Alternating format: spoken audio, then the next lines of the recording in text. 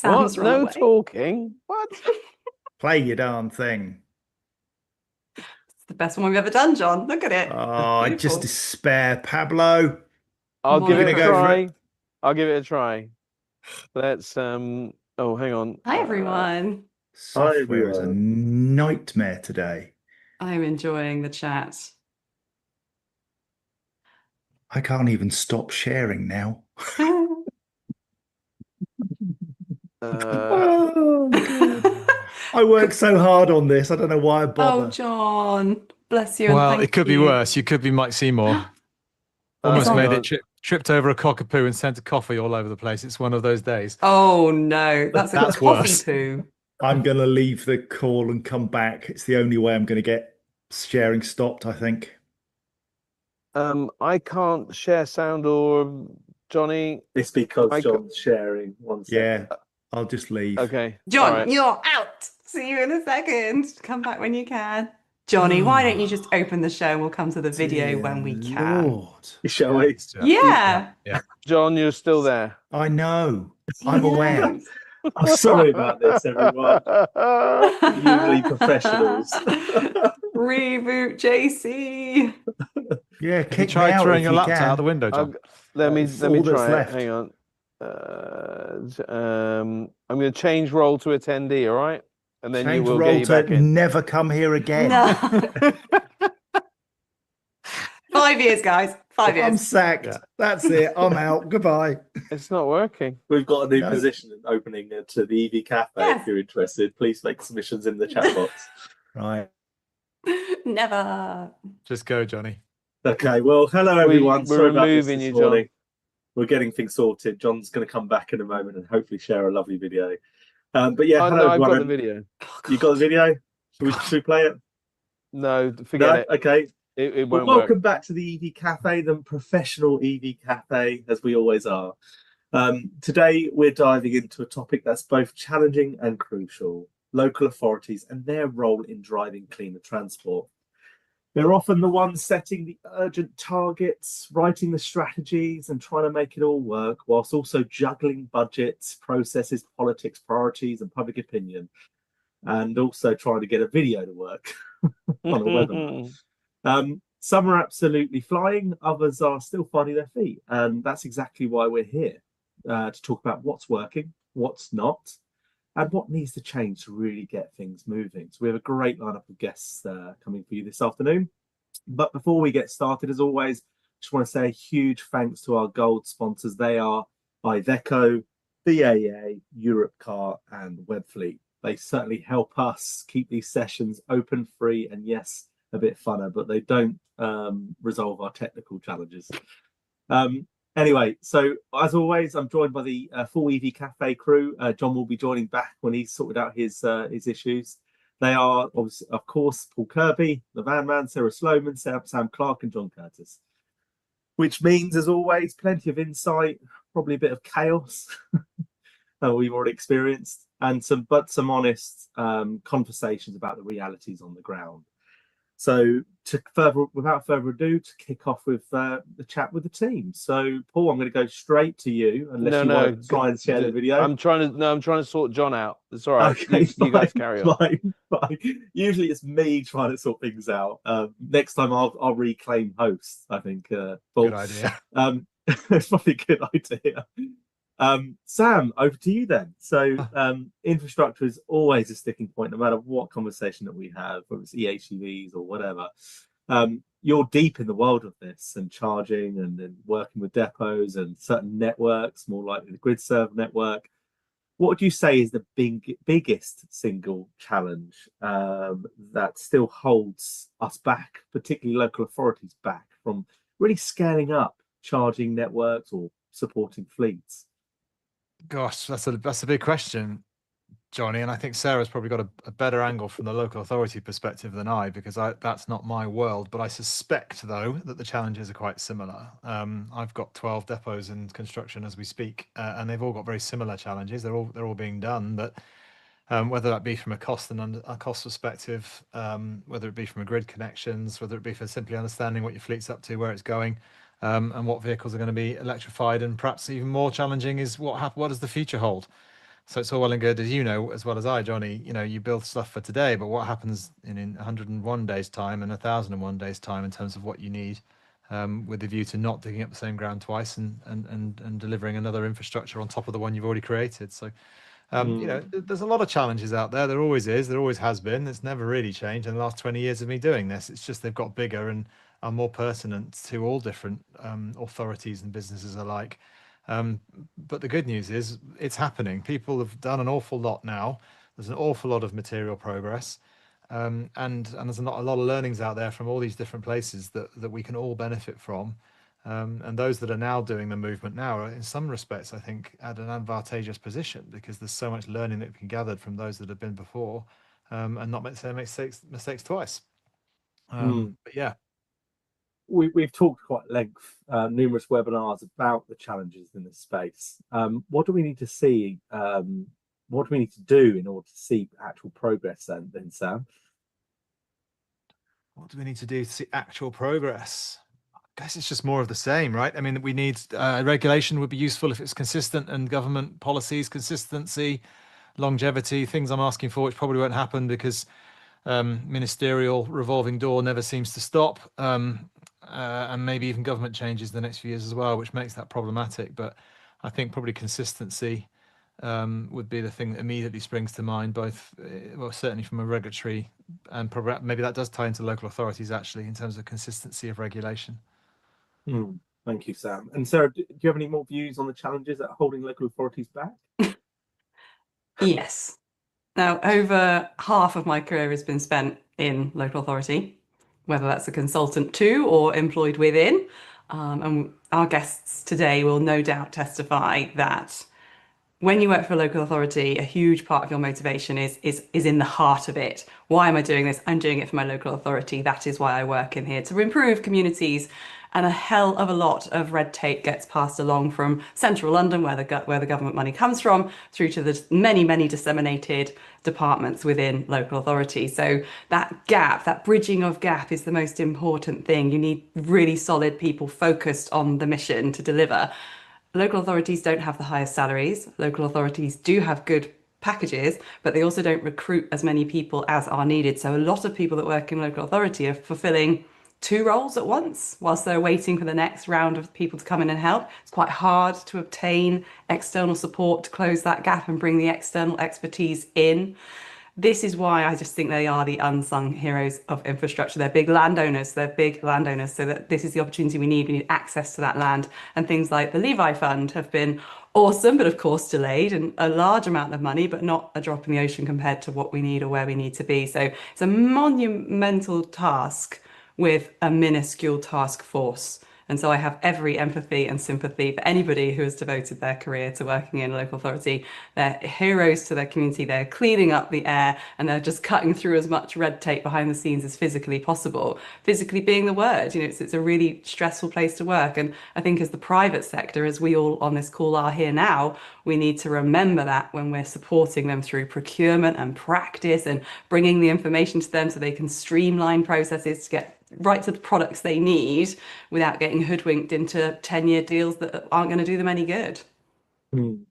So I want to dig into this a little bit more. So I know you're constantly championing collaboration between councils, businesses and communities, and have been for many years, longer than I know, than anyone I know. Oh, thanks. What examples have really stood out to you where we've seen real progress, real success? What partnerships have actually made the difference rather than just another steering group or a workshop? Thanks. Okay. I think with everything, the demonstration piece is critical, and a lot of government money gets spent on demonstrator products, and that's great because you can actually see what's to come. Now, I love going to London. I love seeing the Islington refuse collection vehicles. I absolutely loved going to Nottingham, where they've transformed the way their projects are funded for speed and pace and scale. So you can see battery storage on site powering what is actually the largest refuse collection. So those harder to electrify vehicles are being electrified with a little bit of clever thinking. So reframing how that money is used and deploying it exactly where it's needed. So instead of the sort of low-hanging fruit of making all the staff have EVs, they're looking at, can we do pickup trucks? Can we do fleet logistics? And I've got to hand it to Carl Nicholson. He was the fleet manager back where I used to work, and he spotted an opportunity to transform all of the diesel cars that were delivering Meals on Wheels to tiny little Citroen C0s that only had a 60-mile range, but we only needed 30 miles. So the whole fleet became Citroen C0s, which the staff absolutely loved. Likewise, another amazing innovation from him, using Kia EV Souls as vans instead of bigger vans for little vans, because it was really just transporting sort of home care people, where just a small suitcase of tools is all you really need. You didn't actually need a van at all. So looking at what is possible with the very tight constraints that people had, yeah, full credit to out-the-box thinkers like those guys. Brilliant. Thank you, Sarah. Paul, how are we getting on with John and our videos? Well, he's still frowning, yeah. smiling a bit now. Yeah, no, so we're still struggling to get John in because we had to remove him. It's now not allowing him back in. So we're working on it in the background, but yes, I've just forwarded you the video so that you can share it, because you, I guess, can do the whole sound thing. But anyway, here I am for a minute. I think more importantly, less about the video, it's about getting John back on, I think. Yeah. So which we're trying to do. that. I'll get back working on it in a minute. Okay, all right. Well, I want to ask you a question, Paul, before we kick off with our special guests for today. And I know that you've worked with a lot of local authorities, particularly van fleets and, you know, OEMs and stuff like that. So I want to know, from your point of view, what's the biggest shift that you've seen in recently or in the recent years in how councils are approaching fleet electrification? And are they doing enough? Is it enough? What could they be doing better? It's a really good question, because working with local authorities is actually quite challenging for people sort of outside of the big corporates. So the big corporates can work within that sector, but they're not necessarily the best placed people to support on that van transition. I think one of the biggest challenges that local authorities are finding is energy in the right place. Their depots are often quite old, and maybe don't have as much energy. Certainly some councils are very reflective of that, but we're also very fortunate to know some of the best local authorities really tackling this infrastructure in a very, very positive way, because it is infrastructure that seems to limit. The Levi funding is definitely helping, is my feeling, and there are some leading lights such as Islington Council, Westminster with their amazing Lambton Way charging depot, but for 45 RCVs. And interestingly, the RCV sector, the refuse collection vehicle sector, is actually doing quite well. There is a lot of electrification in that space. There's also a reasonable amount of, in terms of the bus infrastructure, we're seeing a lot of that happening, which is somewhat driven by the local authorities, but also you know, through their tendering processes. But I think it's having the right people within the local authorities to be able to engage with the industry as a whole. That is quite challenging.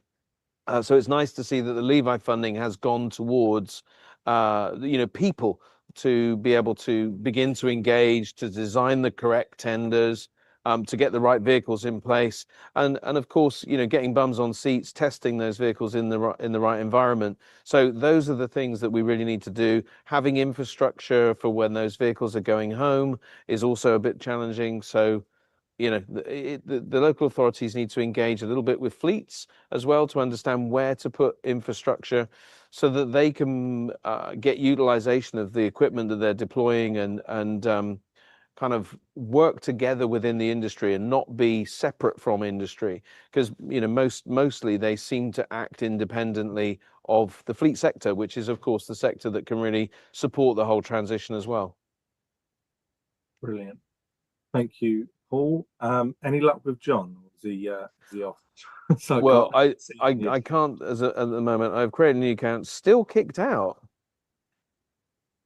You've probably barred him. I mean, I know his jokes aren't always the best, but you mustn't remove him completely. Yeah, but it's not a choice. I It was know. We it was know. Sorry, Right. John. I don't know what we'll do. We'll keep We're trying. gonna Over miss to you, it. Johnny. What should we do? Go on to our first he's guest? tried to VPN everything, but anyway, we'll I am going to try and play the video. So, Ooh. right, share sound, optimize Okay, this sounds not working now. I think it's technical difficulties with actual Teams, to be honest. Oh, here we go. Seems to be working now. Let me know you can see this. Yep. Are we live? Kinda. Let's see. Apologies, everyone. This should have been our intro video. I'll play it now. 5, 4, 3, 2, 1.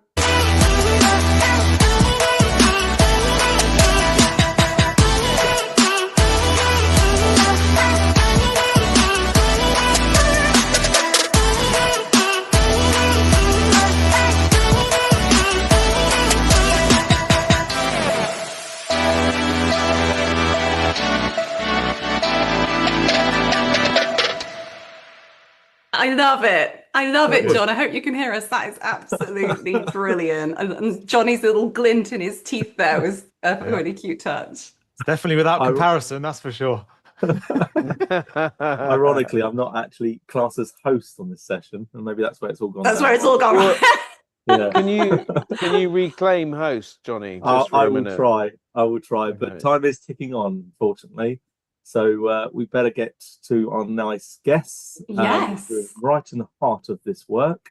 So Sam, over to you. Who have we got up Well, first? it's meant to be Chris, but I can't see him. Perhaps we'll go to the next one then. Oh, Chris So- Rimmer is in the house. I will promote him as a panelist. Bear with me. And then if you want to do the intro, Sam, over to you. There he is. There he is. Look, wait. There's going to be a version of him who's just miraculously going to appear in a second. Shall I wait for him or not? Shall I just go No. for it? Are we gonna risk It it? will appear, yeah. We risk it. All right. Oh, there he is. Brilliant. Chris, you're in the house. Chris Rimmer is the head of Cenex Policy, Strategy and Implementation Department within Cenex. He leads fleet, mobility, and infrastructure teams who advise councils, charities, communities, companies, and countries on the best way to make their transport more sustainable. Fun fact, his uncle was at university with the creators of the cult sci-fi show Red Dwarf, leading to the intriguing possibility that he is actually related to Arnold Rimmer, which is also pertinent because we just had the Everything Electric with Rob Llewellyn, of course, last week as well. So that's good timing on your fun fact, Chris. Nice to see you as always, and welcome to the show. Yeah, thank you. Good to be with 4/5 of you today. Yes. The other fifth is here in spirit. Absolutely. Yeah, well, thanks for having me, guys. You wanted to talk about local authorities. I'm actually stood here, literally, we're just doing some training today. I've got 16 local authority officers the other side of this wall who are starting to do some kind of training and upskilling, which relates to what Paul was talking about around how the Levi Fund is getting, hopefully, the right people in place to lead the charge. So it feels very topical that I'm stood here and joining you today. I'm so happy to see you. And anybody that's been to Cenex will know that that is the hub where everything happens. That's where the policymakers meet, the decision makers meet, the local authorities meet. And it's time to kind of chew through the top topics with the aim of taking away. You always open the show as well with somebody from Parliament. Well, try to. Can you give us the highlights of this year? What was relevant to local authorities this year at your show?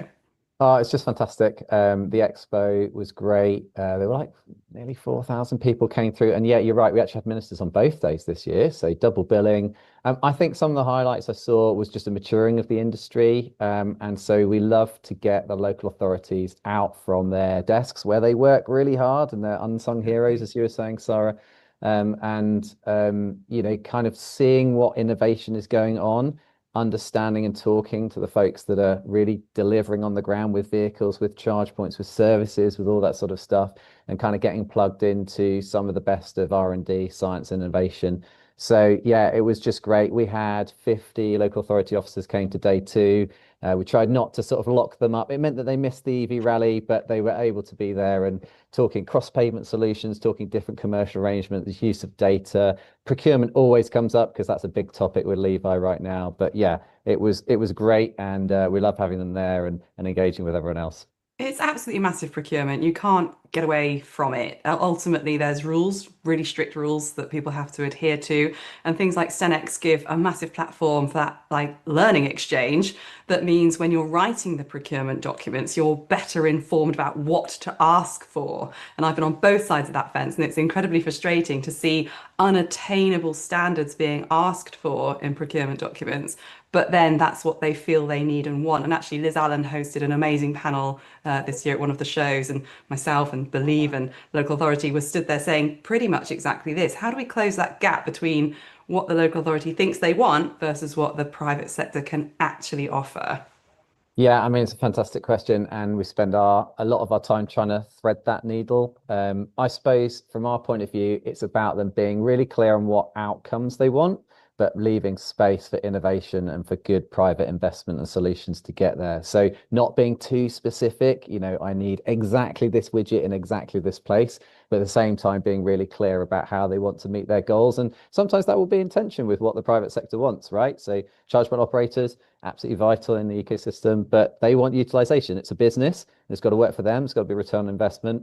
Local authorities want to see some of perhaps their less well-served areas served. So getting that balance right to say, we want to achieve the right sort of balance of charge points in the right place, at the right power, at the right price, and then crowding in that private investment to get the job done. Because I think one of you said earlier, Levi, it's amazing capital pot of money. There's the equivalent ULEV in Wales and EVIF in Scotland, but it's not going to do all the job. And so ultimately, we need to get to the point where it's the private sector that's leading the way, delivering that strategy for their LA partners. Yeah, that was actually me making that point, because it sounds like a lot of money to us in our local authority areas, but when you put that into the ocean, it's way, way more. And Johnny, Sam, Paul, I'm hogging Chris because I always do that because That's he's all a right. mine of information. But let me pass to you. Any questions? Thank you. Yeah, I had a Thank you, question. Sarah. I had a question. Oh, I'm going first, Sam. Go on Ah, then. You're the host. You're the host. You're the boss. Chris, my understanding is that Cenex has worked with lots of local authorities over the years, from early feasibility studies right through to delivery. And from your perspective, I want to understand what's the biggest thing that separates those councils who make real progress on decarbonising transport from those that struggle to turn any plans into any meaningful action? Well, three thoughts. One is leadership. At the end of the day, if from a kind of formal paperwork point of view, what their policy and their strategy is, if it's not stated there, it's not going to happen, right? So you've got to have those local authorities that have really said, we're committed right from the top. We take that national policy, we understand how we articulate it locally, and we're able to get the job done. And that's an interesting topic at the moment as some political changes going on and leadership is going to pull in different directions. But those local authorities that have really pushed ahead, I think of the East Lothians, the Coventrys, loads of folks in London, they've got that leadership at the top. Second is the people. I would say that because now the training folks have all gone for the lunch just now, but ultimately, despite some of the chat here, I do think they are the unsung heroes. They do work really, really hard. The folks who are officers in this area, this is not a statutory service. It's not social services. It's not some of these other things that legally councils have to do. You've got people who are really, really eager to try and see things going forward. And they've got to work with procurement and highways and legal, and then they've got to work with their partners, and then they've got councillors phoning up, they've got residents coming along. And then thirdly, I think it does come down a bit to money. So being able either to have their own funding, access to Levi funding, or being able to bring in that private sector sort of funding. So if you've got the leadership, you've got the people, and you've got the money, many things are possible. And that's where we see folks really kind of rise into the challenge. You may go now, Sam. Oh, that's very kind, Johnny. Thank you. Chris, I wanted to use a swear word and mention the H word, but we were at a infrastructure and sustainability event. I think you were there as well, actually, the other week, and one of your colleagues was making reference to hydrogen, or actually making a point about the fact that it almost certainly isn't a propulsion of the future that we need on our roads, which I was quite surprised that Senate says it looks like they're taking that view now. I wonder certainly from the EHTV world, it's only referenced now in a position of something being reined back or being removed from the plan. I wonder whether that same sort of sentiment is there in the local authority world in terms of this, in that sort of sphere, or does that hydrogen word still come up as a potential solution for their problems, which it isn't? Yeah, I mean, as you would expect with any of these topics, there's a range of opinions, right? So we encounter local authority, say councillors, cabinet members who think, it's the fuel of the future. This is the way everything's going to go. Through to those that think it's just hopium, as I've heard it be called, which is just, all air or some sort of gas and no substance. I think where we stand in the middle with the local authorities is to say, let's be technology agnostic. At the end of the day, we're going to need as much help as we can to get to net zero. I think the sort of the trends are that We haven't lost there enough. though, and so we look at it just to make sure we're up on the latest evidence. You've got to have the right kind of fuel, so it's got to be renewable. You've got to have the right infrastructure, and that's difficult when there are plugs everywhere. And you've got to have the right vehicles, of which there aren't many. So, the runes aren't looking great if you're a hydrogen backer, but equally, let's not write something off. We might get to 2035 and we simply can't do it with electric. We're going to need to find something else to do it. Maybe it'll be hydrogen. Maybe it'll be black magic. I don't know what we'll have to invent at that point. But yeah, that's kind of where we stand. So yeah, electric seems to be taking the stage at the moment, and we want to see all the options, but particularly electric, which is leading, delivering on decarbonisation for us. Comment of the day is from Nigel Boyle, where he says hydrogen is the Betamax of fuel. I know Sam's view on this. What's your view, Paul and Sarah? Sarah, you go first. What? Because you're still frowning and typing furiously. I feel so sorry for John. I know that he'd have loved to have got involved in this. And just before I answer, I want to just give some credit to John. He has worked with the Scottish authorities as well, and I hope he's back in time for the Gemma Robinson pitch. And I only met John because of a local authority event that we were hosting and doing with the sort of appetite to learn, and he was the host. So I hope John comes back for this session. Hydrogen's a really interesting one. I'm actually going to the University of Bath to talk about it on a recorded podcast because they've got government funding to celebrate hydrogen. And the host and I get where the place fits, but it doesn't fit where we sit. So she's inviting me on to kind of talk a bit more about that. I think what we're very guilty of is looking at a UK only lens. And if you look across the rest of the globe, then hydrogen makes sense in some places. We are focused on the UK and Europe, and I just can't see how it's going to work for us. I did see an article, Sam. I think you shared it with the team actually around the DOE in the US expanding all hydrogen plans. I don't know if that's a bit of a Indeed, it's just more and more rhetoric like that. And Nigel, I'm afraid I'm going to take issue with your VHS Betamax analogy, because I don't think hydrogen is the Betamax and electricity is the VHS, because my understanding of those two was that Betamax was actually the better of the two, but they both did a function, and VHS won out. Whereas I wouldn't put them in the same camp. I think maybe Blu-ray or something might be a better example of something that was there for a split second and then turned out to be just not fit for purpose. So I think I'm not sure that's the best analogy in the world, but I certainly get your view, and I think we're in agreement as to the way forward. Thanks, Sam. I will share my view on hydrogen just briefly. What's telling for me is that there's a number of manufacturers that have been testing this.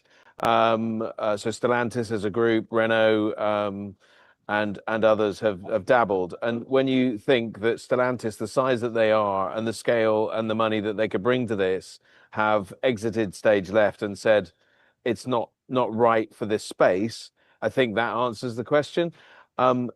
The speed of change in electrification is just dominating, and it's hard to see how hydrogen can break in, being where the infrastructure is.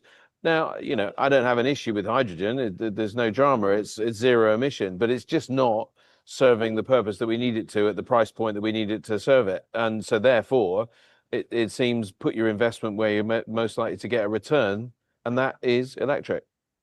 And it's quite clear that green hydrogen is required for other industries to decarbonise more than anything else, less so on the transport side. Anyways, we must move on. I just want to say thanks to you, Chris. Really valuable insights as always. But don't go too far. We'll bring you back in later for questions. Hopefully John will also be back on. But for now, we must welcome our next guest speaker. So over to you, Sam. Okay, over to me again. Here we go. Gemma. So Gemma, please, by all means, put your camera on. Gemma Robinson is the EV Infrastructure Project Manager at Hightrans, the Highlands and Islands Transport Partnership. Her current role involves developing the EV charging infrastructure strategy and delivering it across the north and southwest of Scotland, islands included, which is a pertinent addition because that must make things quite tricky. Fun fact, Gemma shares her birthday with Sarah Sloman, which I happen to know is the 1st of October. And if I didn't know that, I would be in trouble. Gemma, welcome to the show. Thanks. Background, I work with Argyll and Bute, Western Isles, Orkney and Shetland Islands councils to deliver some of Scotland's funding programme. That's the EV Infrastructure Fund, or EVIF, and it's similar to Levi. Some of the main aims of that programme are to scale up infrastructure and attract private investment. So the first thing we had to do was get ready to scale up because we weren't there yet. And with Charge Place Scotland ending, we've just appointed Scottish Power as our new CPNO, who aligns with our fleet and energy aims and could grow with us. So that's an exciting partnership that includes Fuse as our back office. We're also trying to move to a more local maintenance model, which Liz Allen did some great work on for us. And we then need to de-risk network operation by replacing approximately half of the chargers for various reasons, contactless requirements, 3G switch off, or just their age. The next phase, phase 2, is to look at expansion with private investment. And I'll talk through some of our ideas today, but it's not a full-blown strategy yet. We're unlikely to be commercially attractive to a traditional CPO at the moment because many of our chargers serve small dispersed populations, resulting in lower than average utilisation. And that's reflected in private investment to date in the region. We therefore needed to broaden the scope to attract private investment, and we've come up with 2 main ideas. The first is to supply digital connectivity.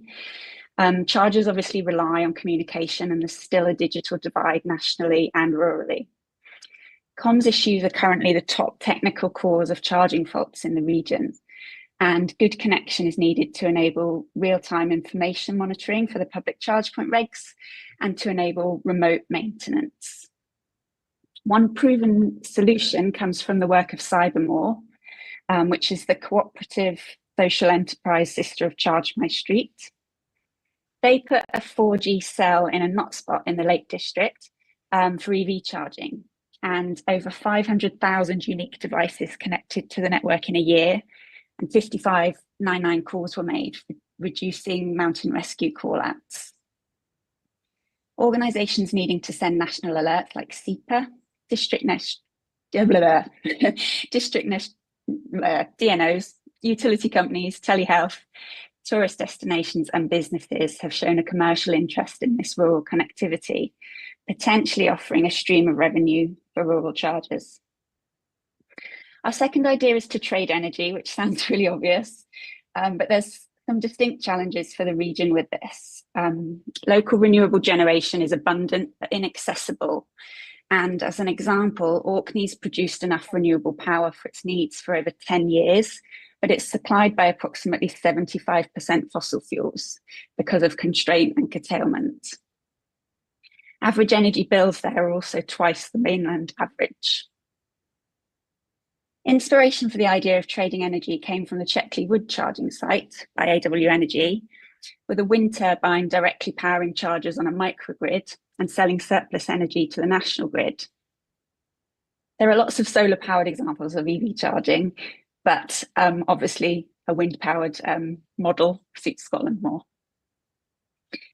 It's highly unlikely our region could export energy to the national grid, but we can still adopt aspects of that model. Islanded microgrids offer potential for reduced tariffs for high levels of microgeneration. Until yesterday, that looked like quite a long-term idea that needed to happen as new renewable projects started. But it turns out there's a significant number of wind turbines that are due to be repowered or replaced in the next 5 to 10 years, and that could really accelerate this idea. The other option is to look at grid balancing services. Shifting demand or demand-side response is already practiced by multiple CPOs with smart and dynamic tariffs. It's something we're used to seeing for incentivizing customers and to change behavior to make peak shavings. but it's not something I've heard talked about much as a business model, as a way of altering income and expenses. It's also something councils here are not used to either, with most having flat rate tariffs. Supply side resilience through microgeneration and battery storage could not only reduce connection costs, but curtailment too. Drax produced an interesting report that looked at how batteries could reduce national curtailment by 40%. Microgeneration, batteries, and chargers also offer potential as distributed energy assets for a virtual power plant. Reflex Orkney trialled this successfully on a community scale to reduce curtailment. And that's as far as we've got. The rest is TBC, and delving into the details to create a deliverable strategy is a part of my task for next year that I'm really looking forward to. Oh, so lucky to have you. And we've got JC back in the house. Oh, and just as I said that, he disappeared. Yes, but I am here. I How are am you? here. Oh, Yes. good. Well, let's hear your wonderful dulcet tones, John, because I'm sure you've got insights for us as a question for Gemma about the Highlands and Islands project. If that's throwing you in at the deep end, we have them too, but I wanted you to have that opportunity. Yeah, thank you. No, Gemma, a stunning job that you've done in Highlands and Islands, not just because you've looked at your own infrastructure within Highlands and Islands, but you've reached out so broadly and got a coalition of the willing together to work together to deliver brilliant services in Scotland. Is there a chance that you could co-opt more local authorities to join your scheme, or are you really now with your 4 areas all set? I think because EVIF started off as a collaborative sort of project, a lot of the councils are already in kind of partnership. So Highlands and Moray, for example, are already in a separate partnership with Aberdeen City and Aberdeenshire. And I know Fiona Conti is on the call today. So I think at the moment, a lot of collaborations are looking at long-term concession contracts. So I think the chances of joining together at this stage are probably quite low.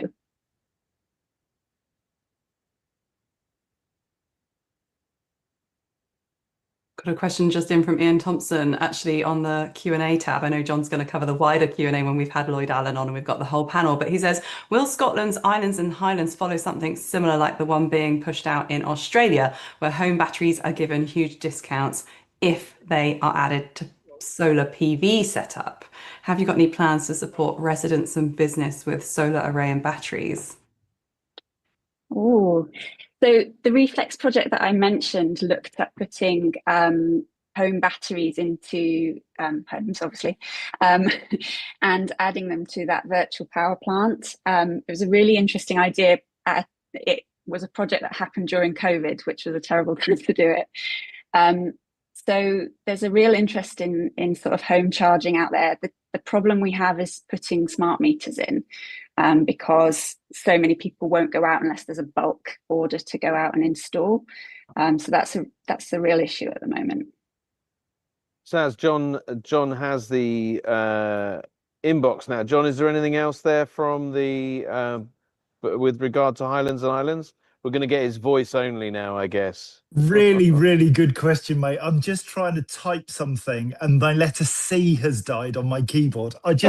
Today has just been an absolute, well, I would use the C word. Yes, indeed. You can't. Yeah.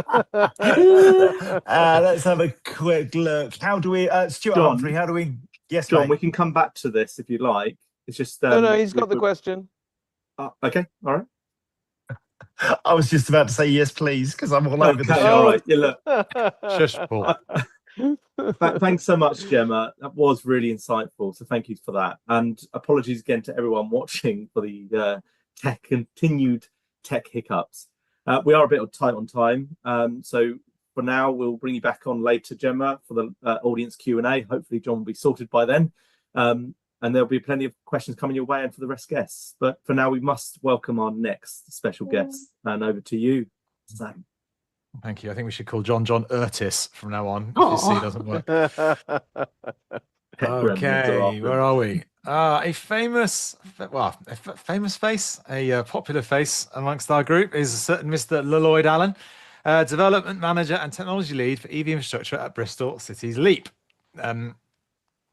Lloyd is a Christian husband, father, and development manager at Bristol City Leap in that order. Formerly a senior project manager at Bristol City Council, who helped launch the Revive network alongside someone called Sarah Sloman, don't know who that is, and is now a very busy development manager at Amoresco, heading up a program of public and fleet EV charging infrastructure projects as part of the Bristol City Leap partnership.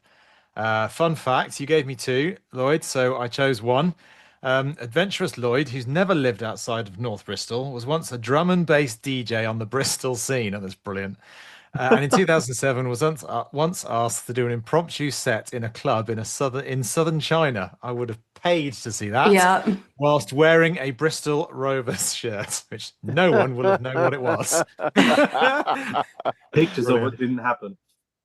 Yes. Lloyd, welcome as always.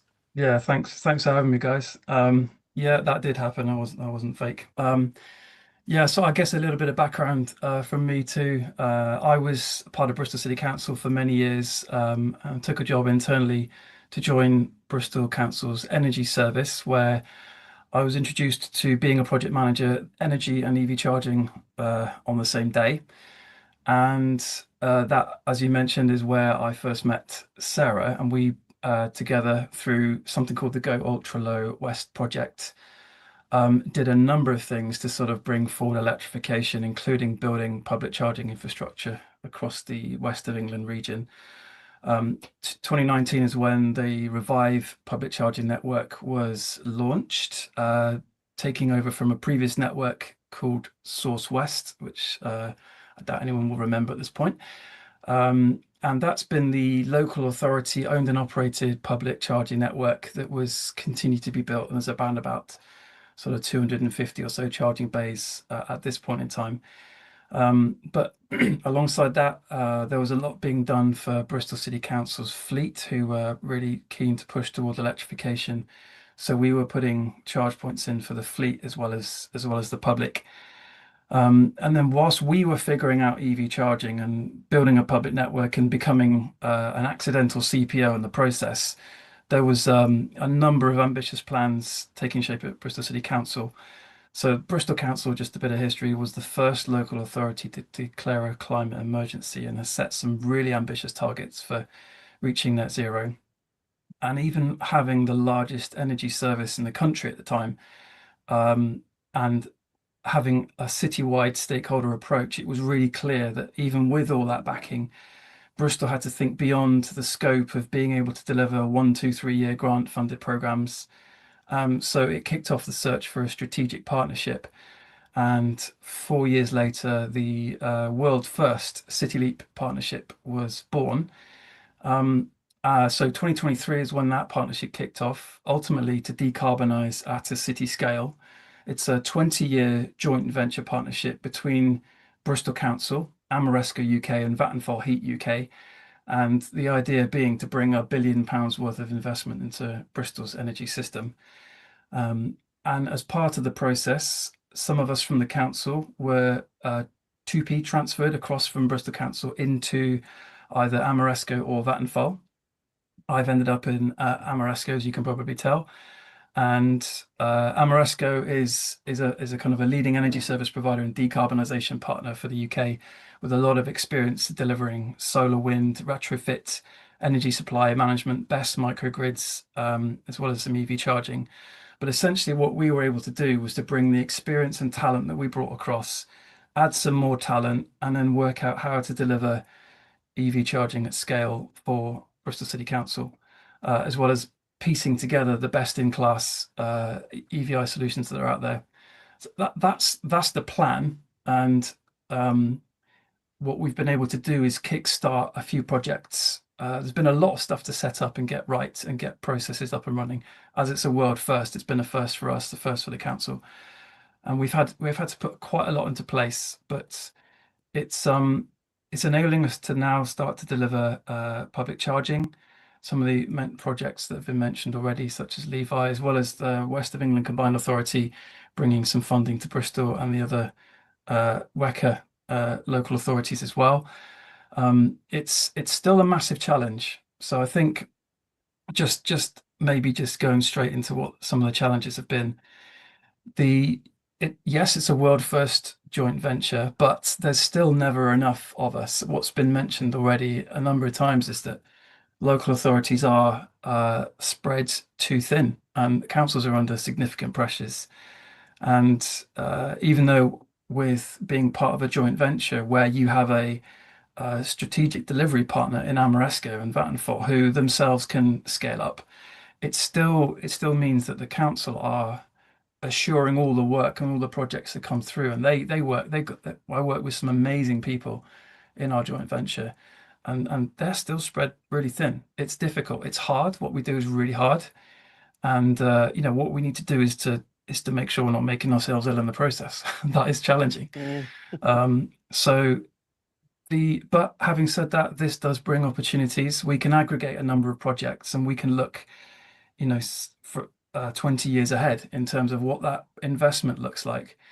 And I think the really great thing here is that whilst Amoresco is the concession holder and gets right of first refusal for all these decarbonisation projects, the heart of City Leap is to deliver locally from locally.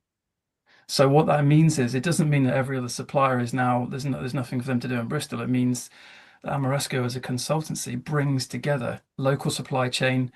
There's been the creation of at least 150 jobs so far. About 30 million pounds has been spent locally on the supply chain, and about 35 million pounds worth of social value delivered so far.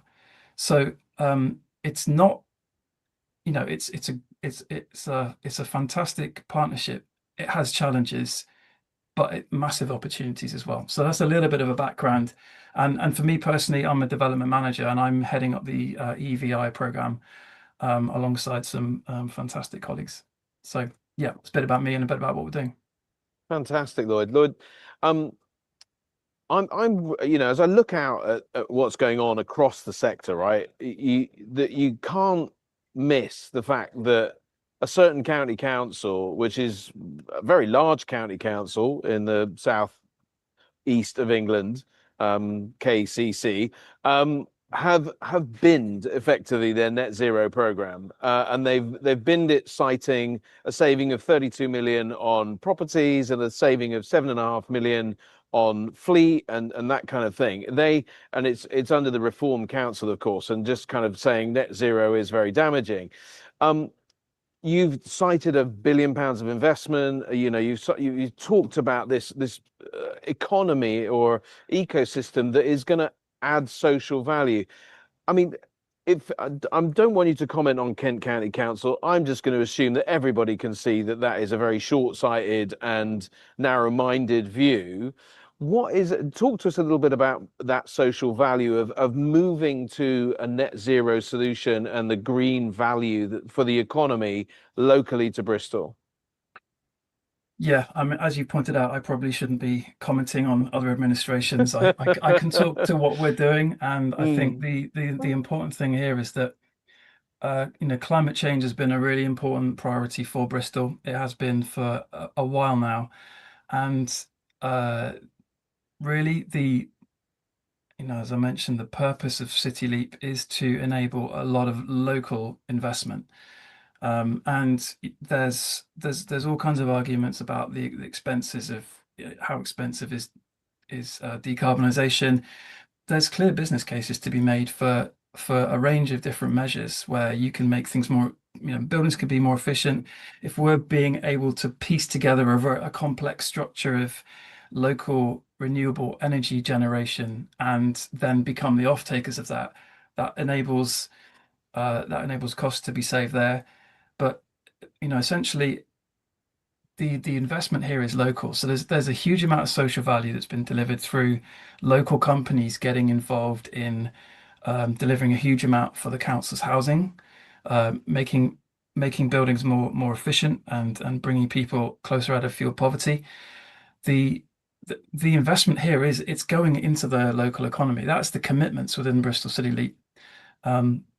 So we are the whole partnership, every project is bound by that. So it would be for us to be able to look that far ahead is a bonus. So having the 20-year length of partnership to say, well, we don't have to look as far ahead as an administration. We don't have to look as far ahead of a 3-year project and we've got a limited amount of money. We just have to get the cheapest stuff from wherever we can get it, even if it's not within the region.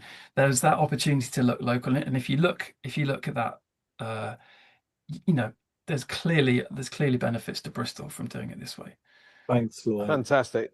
I'm going to bring back Gemma and Chris to help us tackle some of the great questions coming in from our audience. And since JC is still battling with the tech gremlins, Sarah will be stepping in to take over the mailroom duties. But John, good to see you. This is lovely phase. And actually, Chris, when you're back on camera, that means you can get thanks because you have been answering some questions live. So just so everybody knows, when you go to the Q&A tab, if you want to see what other people have been asking, go to the answered column and you may learn a fair bit in there from Chris about Levi, and Gary's asked some good questions there about different tenders that have happened. But there's a couple that have been asked here, which I think merge quite beautifully. Welcome back, Chris, Gemma and Lloyd. Thank you.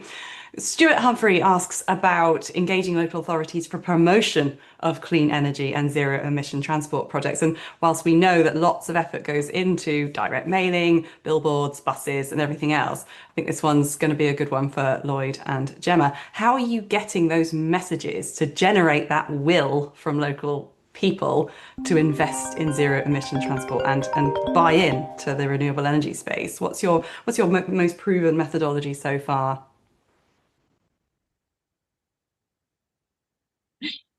Go, Gemma. You, Gemma.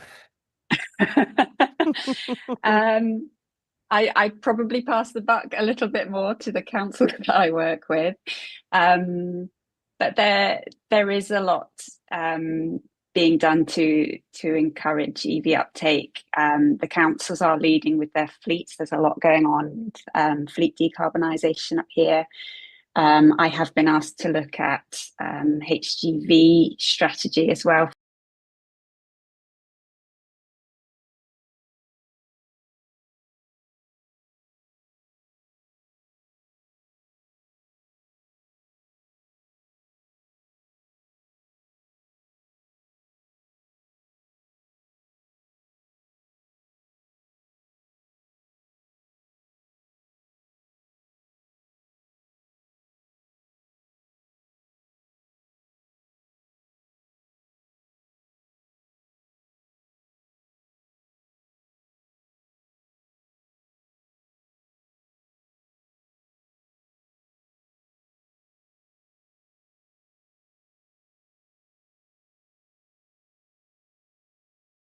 This is where we want charge points to go. So we've got people telling us I am so and so, and this is where I want a charge point. So we're building up this kind of base of people that we can update with how the plans are going. But the various projects that we're delivering, I guess I'd point to Levi as an example. So we're involved with Bristol into moving forward Levi, and one of the key things about that project is it requires a really robust engagement strategy so that people have the opportunity to be involved in that process and take ownership of where local infrastructure is going to go. And I think whilst over the past years, I'd say our ability to do a huge amount of engagement through, I guess, the Revive project has been a little bit limited by how many of us there are. We've got the opportunity to build on that and really upscale that. I think there's significant amount of good channels that already exist in Bristol, and Bristolians really want to go electric.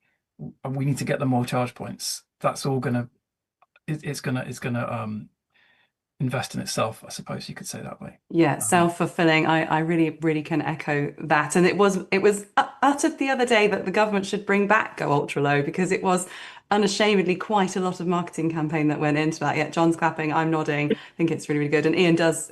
Lloyd, if you could pick up with Ian Thompson, who's asking specifically about Bristol's experience, I'm sure you guys can have a chat about that. Now, the next one I really like is about business parks. So Ian's asked a question. We've got another one from Stuart there as well, At first, I thought it was a policy question. It's too long to read, Ian, so I hope I'm going to summarise this correctly. But it's about encouraging business park owners to integrate solar and battery and storage so it's only one connection to manage rather than having to put in tons of EV charging bays. Now, from a policy perspective, we did try to implement that a car park would have a minimum number of EV charging, but we never got to the point at which that became unfeasible and a charging hub would be better. So this may well be a question that Sam can interject on.